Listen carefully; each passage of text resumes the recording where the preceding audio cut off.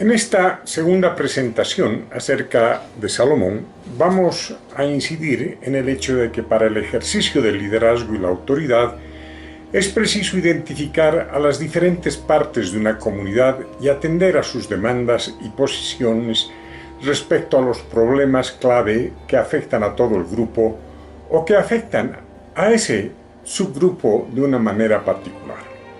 Un subgrupo que puede sentirse relegado, excluido, ignorado en el proceso. Entender estas diferentes facciones previene la desautorización por un lado y los asesinatos sociales al líder o a la autoridad por el otro. Previene esos momentos en los que se busca desacreditar al líder o a la autoridad que busca un cambio trascendental. Ello implica reformular los problemas y colocarlos en el contexto de los valores y discursos de las diferentes facciones de la comunidad, incluso desde aquellos valores y principios que particularmente afectan a los grupos para los cuales los problemas no están todavía maduros. Problemas para los cuales difícilmente estos subgrupos comprometerán su esfuerzo, comprometerán acciones sostenidas. Esto sucede especialmente con los discursos de rechazo de quienes se sienten afectados por los problemas y por las propuestas novedosas de la autoridad y del liderazgo. Implica responder a las expectativas de los diferentes subgrupos, incluso si uno llega a morir en tal intento. Entre los episodios más cargados de enseñanzas en la Biblia está la historia de Salomón e Hiram Abib, el principal arquitecto constructor del Templo de Jerusalén. La construcción del templo ciertamente constituye el punto más alto y la referencia ineludible del reinado de Salomón. A partir de ese momento el templo y Salomón quedaron indisolublemente identificados uno con el otro. Y tal vinculación pervive incluso hoy en día, 3000 años después de la muerte de ese legendario rey y más de 2500 años después de que el templo fuera arrasado por los invasores y conquistadores babilónicos el año 586 a.C. La historia del templo, por su parte, es toda una epopeya de autoridad y liderazgo y está relacionada de una manera especial con la vida, pasión y muerte de Hiram Abib, el líder constructor en jefe de esa monumental y trascendental obra. Tal hecho se da en medio del rechazo de los israelitas de construir un templo en Jerusalén, ya que consideraban a esa ciudad parte del reino de Judá, y la incapacidad de los judíos o miembros de la tribu de Judá para llevar adelante semejante obra. Por un lado, los israelitas eran reacios y se oponían al proyecto de David y Salomón, y por el otro, los judíos no eran hábiles constructores. En estas circunstancias, Salomón hace uso de sus alianzas con reyes vecinos, especialmente con Hiram, el rey fenicio de la ciudad-estado de Tiro, quien no solo provee de materiales y equipo para la construcción, sino que provee de mucha de la mano de obra necesaria para la construcción del templo. En especial contribuye a la dirección y conducción de los trabajos por medio de un arquitecto de nacimiento fenicio, pero cuya madre habría sido israelita. Nos referimos a Hiram Abib. Reconociendo este hecho, difícilmente se puede hablar de la autoridad de Hiram Abib en la construcción, ya que este no era ni un rey ni un príncipe, sino un diestro pero humilde arquitecto fenicio proveniente de Tiro, ciudad donde se practicaba el culto a muchos dioses, uno de los cuales era Jehová. Sin embargo, Hiram, el rey de Tiro, tenía una larga relación con David, en la que la construcción de un templo en Jerusalén era un tema fundamental.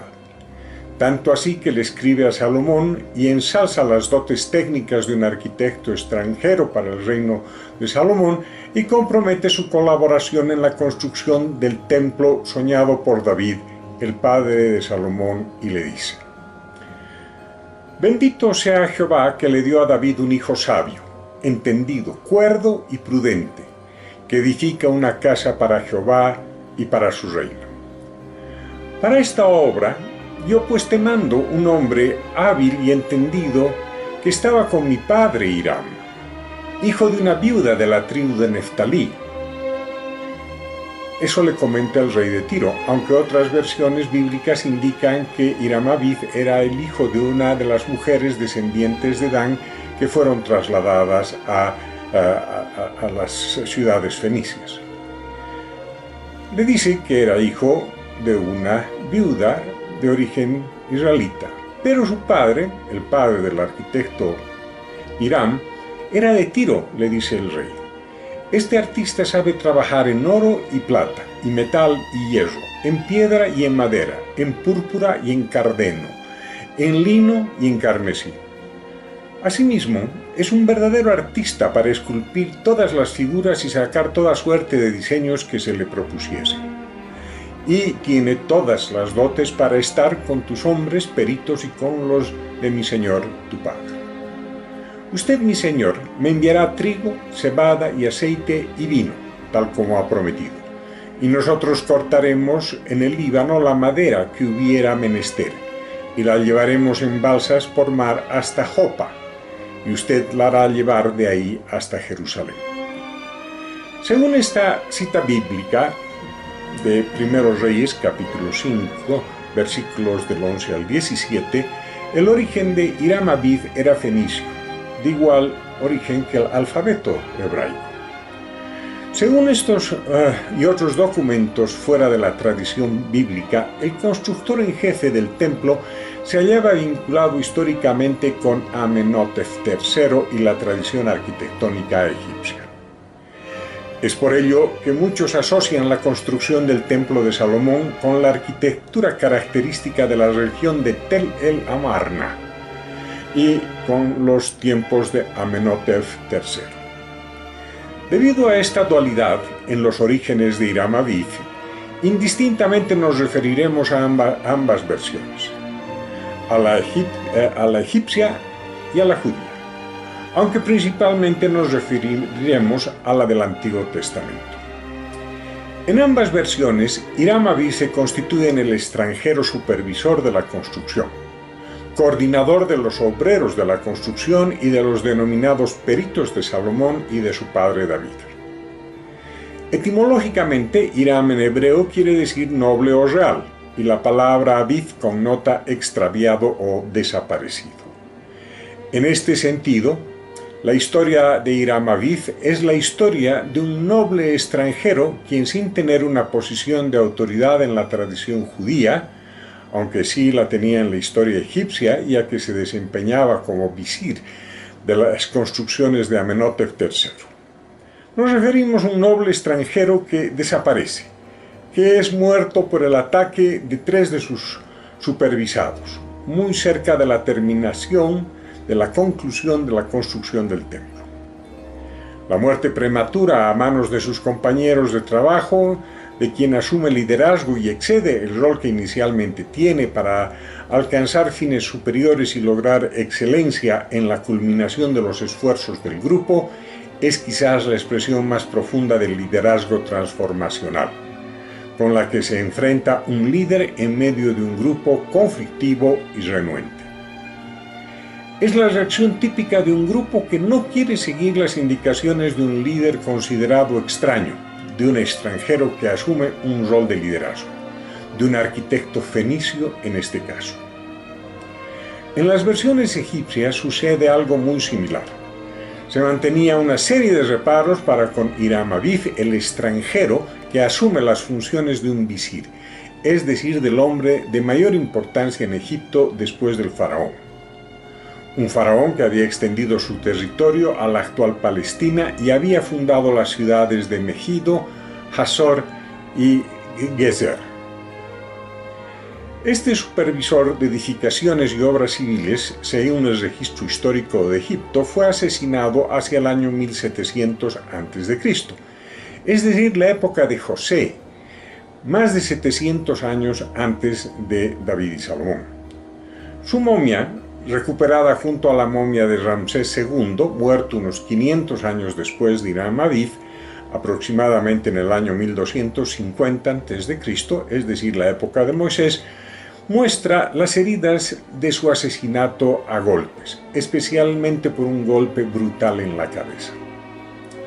Las características de sus asesinos también están registradas históricamente en los anales de Egipto y son registradas como documentos verídicos de la época bajo los nombres de Jubelum, Jubelás y Jubelos. También respaldados por la documentación egipcia, se sabe que Hiram Abiv era un extranjero que llevó al lugar del templo un nuevo discurso, significativamente diferente al de las tradiciones y prácticas hebreas. Él habla de la construcción del templo, de la arquitectura de la luz y de una religión de luz divina. Habla asimismo de la compasión humana, una luz universal y una compasión humanista generalizada, no únicamente israelita o judía. Una luz que es el mismo Dios y que se encontraba en todos los hombres del mundo. Siglos más tarde, el profeta Ezequiel, durante la esclavitud asirio-babilónica, repetiría muchas de las dimensiones de luz y compasión de las que hablaba Hiram Abiv, pero esta vez referidas al segundo templo, a un nuevo templo que debería levantarse en Jerusalén sobre las cenizas del antiguo templo del rey Salomón, arrasado por sus invasores en el año 586 a.C. Durante la construcción del primer templo se comenta que los pormenores de este nuevo enfoque arquitectónico religioso estaban en manos de 3 personas: de Salomón, rey de Israel, de Hiram, rey de Tiro, y de Hiram Abiv. Una trilogía de complementariedades referida a la sabiduría de Salomón, a la fuerza del rey de Tiro y al diestro manejo de la belleza arquitectónica de parte de Hiram Abiv. La combinación de sabiduría, fuerza y belleza conllevaban una nueva forma de religión humanista. Tales nuevas formas de encarar la comprensión de Jehová y de proteger los secretos de este tipo de arquitectura divina generaron interés por un lado y suspicacia por el otro. Tanto los sacerdotes, y mucho más los sacerdotes levitas despedidos por Salomón en su reestructuración eclesiástica, como los funcionarios desplazados por las decisiones administrativas del nuevo rey, se comenta que principalmente los miembros de la tribu de Simeón cuestionaban cualquier innovación. Era un grupo de antiguos personajes que se sentían afectados por planteamientos que ellos personalmente no comprendían. Por ello encontraron en Hiram Abiv el blanco más fácil de entre los 3 directores o conductores de ese cambio trascendental en la religión, en el gobierno y en la cultura. Y fue en el arquitecto del nuevo templo en quien concentraron todo tipo de ataques. Su extranjería, por ejemplo, constituía una excusa para achacarle todas las penurias del pueblo, todos los alejamientos de la fe y todas las distorsiones propias de un cambio.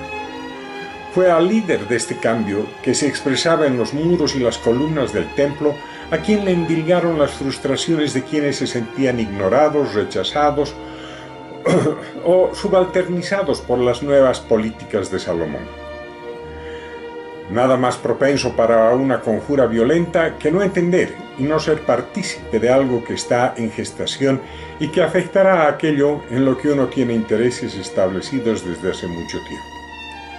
Y esto era precisamente lo que ocurría con ese conjunto de antiguas autoridades y sacerdotes tradicionales que Salomón apartó, considerándolos parciales a su hermano Adonías, quien se rebeló contra su padre David.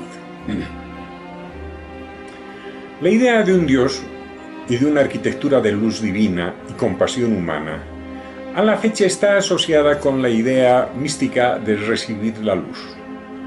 Y Salomón era considerado un místico eximio cuya profesión de fe se orientaba a la luz, a los centros generadores de energía, armonía y luz. Los secretos de esta nueva forma de concepción divina que buscaba reemplazar la idea de Dios como un objeto o un sujeto terrible y sustituirla por una experiencia mística de luz, armonía y compasión humanista Aunque provenía de mucho antes que Salomón, unos dicen que desde Abraham y otros desde Moisés, no estaba disponible para cualquier persona. No todos podían acercarse al Sanctum Sanctorum ni acceder a las cámaras interiores del templo. Ello generaba rumores y resentimientos debido a diferentes tipos de exclusión, ignorancia y superstición. Este nuevo templo no permitía el acceso a cualquiera de los sacerdotes, mucho menos a los antiguos sacerdotes de la tradicional religión judía de los jueces. Era algo restringido, incluso para los conductores de esa nueva religión de armonía, fuerza y luz. Para comenzar, la gente solo se reunía en las terrazas exteriores donde se hallaba el mar de bronce y allí hacían abluciones, oraciones, sacrificios y ofrendas. Pocos, muy pocos tenían acceso a las cámaras interiores y aún menos podían ingresar al cubo de 9 metros por 9 metros por 9 metros, es decir, al Devir o Sanctum Sanctorum, que constituía la cámara más recóndita de donde emanaba esa luz misteriosa que se habría de instalar como una tromba de fuego y en torno a la cual se desarrollaba esa arquitectura de luz divina y compasión humana. Para algunos, esta era la manifestación arquitectónica de una cábala ancestral. Esto es una forma esotérica muy antigua de interpretación de las escrituras sagradas de los hebreos. Una interpretación salomónica que habla del origen del universo y principalmente del hombre y de su lugar en el mundo, en el universo y en los planes de mejoramiento, perfeccionamiento y redención de la humanidad.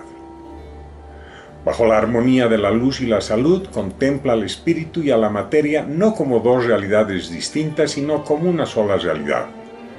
Habla de la vida y de la muerte como una sola dinámica.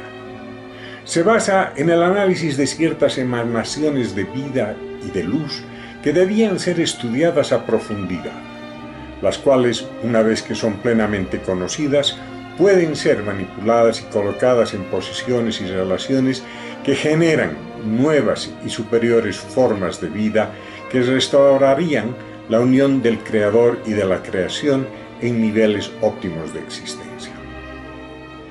Este enfoque místico y a la vez humanista de la religión judía partía del deseo infinito de recibir y comprender la sabiduría de Jehová tal como lo hizo Salomón, de poder proyectar los efectos benéficos de la luz divina a una acción concreta, al mundo de los hombres, las bestias, las plantas, los cielos y las aguas.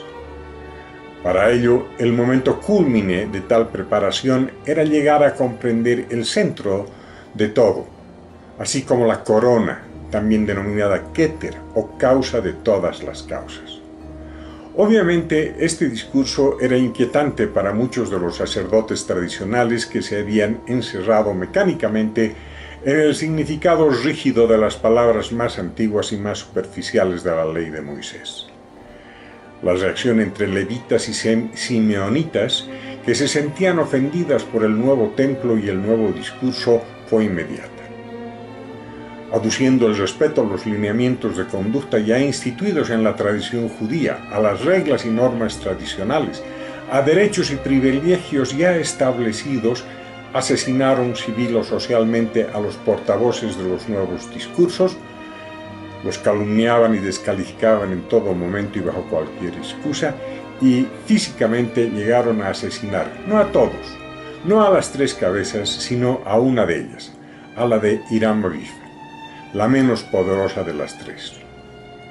Con la muerte violenta de Hiram Abif en el interior del templo en plena construcción, la casa de Dios construida por Salomón nacía en medio de la intolerancia, la ignorancia y el crimen del hombre para con su hermano, para con el otro, para con el extranjero, el diferente, el que se atrevió a traducir la luz de Dios en una arquitectura de compasión humanista y de luz divina. La reacción de Salomón para con los asesinos de Hiram, constructor en jefe del templo, es motivo de una serie de leyendas complementarias que exceden los parámetros del presente trabajo. Lo más relevante en este caso es la muerte del líder constructor a manos de 3 individuos que representan el miedo a lo nuevo, la intolerancia a lo diferente y la ambición institucionalizada. Esta es una expresión del líder, de aquel que dirige y conduce y que también está dispuesto a sufrir y morir para que el grupo pueda alcanzar su propósito más profundo. Asimismo, este pasaje denota una sanción frecuente para quien trata de innovar desde una posición de liderazgo, es decir, de una posición sin la autoridad propia necesaria para respaldar sus actos. Y lo hace únicamente con la confianza, incluso algunas veces una confianza ciega y totalmente desprevenida de que uno está trabajando para el bien del grupo. El relato de Hiram Aviv no es más que la triste historia de alguien desprevenido que no se enteró del hecho reiterado en todos los tiempos, en todos los lugares, que iniciar un proceso de liderazgo transformador es una acción de alto riesgo.